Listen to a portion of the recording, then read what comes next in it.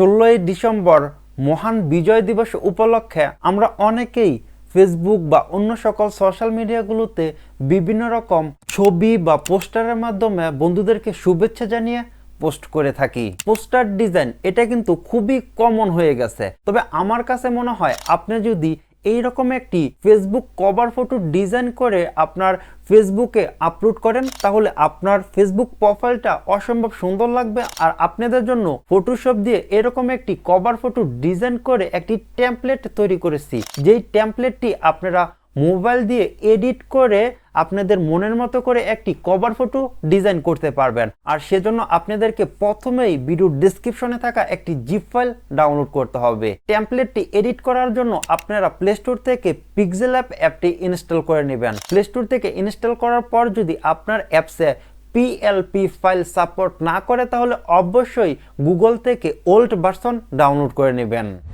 আপনারা ভিডিওর ডেসক্রিপশন থেকে এরকম একটি জিপ ফাইল ডাউনলোড করে নেবেন। আর এই জিপ ফাইলটি প্রথমে এক্সট্রাক্ট করতে হবে। তার জন্য এই ফাইলের উপরে ক্লিক করি, তারপর একদম নিচে দেখতে পাচ্ছেন যে এক্সট্রাক্ট অল, এই এক্সট্রাক্ট অলে ক্লিক করি। তারপর এখান থেকে extract to FB cover design এখানে ক্লিক করি। এখান থেকে আমি টিক মার্কে ক্লিক করি। জিপ ফাইলটি এক্সট্রাক্ট করার পর এরকম একটি পিএলপি ফাইল পেয়ে যাবেন।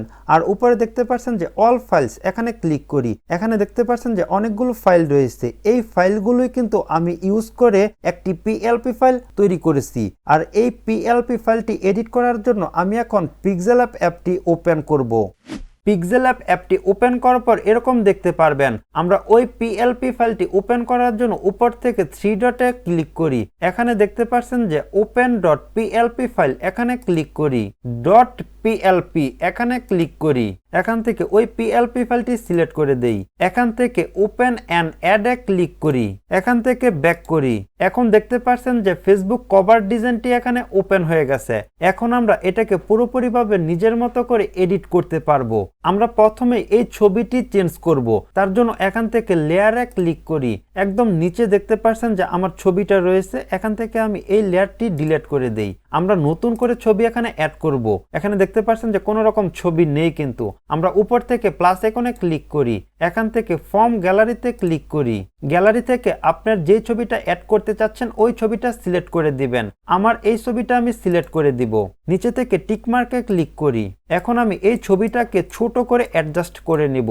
আমার ছবিটি এতটুকু রাখলেই মনে হচ্ছে যে ভালো লাগবে। ঠিক এরকম ভাবে আপনার ছবিটা অ্যাডজাস্ট করে নেবেন আর কি। তারপর উপর থেকে লেয়ারে ক্লিক করি। এখন আমি এই ছবির লেয়ারটি এখান থেকে ক্লিক করে ধরে একদম নিচে নিয়ে আসবো। তারপর আবার এখান থেকে এটা লক করে দেই। তারপর এখানে ক্লিক করি। এখন দেখতে পাচ্ছেন যে এখানে ছবিটা অ্যাড হয়ে গেছে। ঠিক এরকম ভাবে আপনার ছবিটা অ্যাড করবেন। তারপর দেখতে পাচ্ছেন যে এখানে হাসানুজ্জামান, এই নামটা চেঞ্জ করার জন্য আপনারা উপর থেকে লেয়ারে ক্লিক করবেন। তারপর এখান থেকে দেখতে পারবেন যে হাসানুজ্জামান রয়েছে। তারপর এখানে ক্লিক করবেন। এখান থেকে পেন আইকনে ক্লিক করি। এখানে দেখতে পাচ্ছেন যে আমার নাম রয়েছে। এখানে আপনার নাম দিয়ে দিবেন। যেমন আমি এখানে দিয়ে দিলাম মোহাম্মদ হাসান। তারপর এখান থেকে ওকেতে ক্লিক করি। তারপর এখান থেকে এটা আনলক করি। আবার এখানে ক্লিক করি। এখান থেকে প্লাস আইকনে ক্লিক করে এই পেজটাকে জুম করে নিব কাজ করার সুবিধার্থে। তারপর আবার এখানে ক্লিক করি। আর এখন আমি এই টেক্সটটাকে ছোট বড় করে নিজের মতো করে অ্যাডজাস্ট করে নিতে পারবো আর কি। আমি মনে করেন এতটুকু রাখলাম, এখানে রেখে দিলাম। তারপর আবার এখানে ক্লিক করে এটা লক করে দেই। এখানে ক্লিক করি। এখন আমি প্লাস আইকনে ক্লিক করি। এখানে দেখতে পাচ্ছেন যে অনেক কিছু রয়েছে। এই সব কিছু আপনি নিজের মতো করে এডিট করতে পারবেন। এটাকে জুম আউট করি। মনে করেন যে এখান থেকে আমাদের নাম আর ছবিটা চেঞ্জ করলে মোটামুটি কাজ শেষ। আবার আপনি চাইলে এখান থেকে আরো বেশ কিছু অ্যাড করতে পারেন, সেটা আপনার উপরে নির্ভর করে। আর এখন ফাইনালি ছবিটি সেভ করার জন্য আমরা উপর থেকে সেভ আইকনে ক্লিক করি। এখান থেকে সেভ অ্যাজ ইমেজে ক্লিক করি। এখান থেকে ডিফল্টে ক্লিক করে আলট্রা সিলেক্ট করে দেই। নিচে থেকে সেভ টু গ্যালারিতে ক্লিক করে ছবিটি সেভ করে নেব। ফেসবুক প্রোফাইলে এসে কভার ফটোতে ক্লিক করি। এখান থেকে আপলোড ফটোতে ক্লিক করি। এখান থেকে ওই ডিজাইনটি সিলেক্ট করে দেন।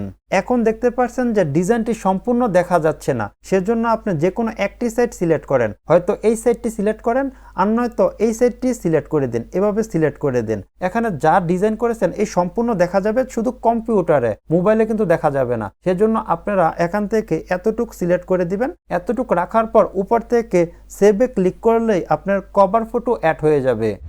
আই হোপ আপনাদের কাছে ভিডিওটি ভালো লেগেছে। ভিডিওটি ভালো লাগলে অবশ্যই লাইক করে দিবেন, চ্যানেলে নতুন হয়ে থাকলে চ্যানেলটি সাবস্ক্রাইব করে দিবেন। আর আপনাদের যদি এই ভিডিওতে বুঝতে কোনো রকম সমস্যা হয়ে থাকে তাহলে অবশ্যই কমেন্টস করে জানাতে পারেন, বা আমাদের ফেসবুক গ্রুপে আপনার সমস্যাটা শেয়ার করতে পারেন, বা আমার ফেসবুক পেজে আপনার সমস্যাটা মেসেজ করে জানাতে পারেন। আমি ইনশাল্লাহ আপনাদের সমস্যার সমাধান দেওয়ার জন্য চেষ্টা করব। তো আজ এ পর্যন্তই, দেখাবো অন্য কোনো ভিডিওতে। আল্লাহ হাফেজ।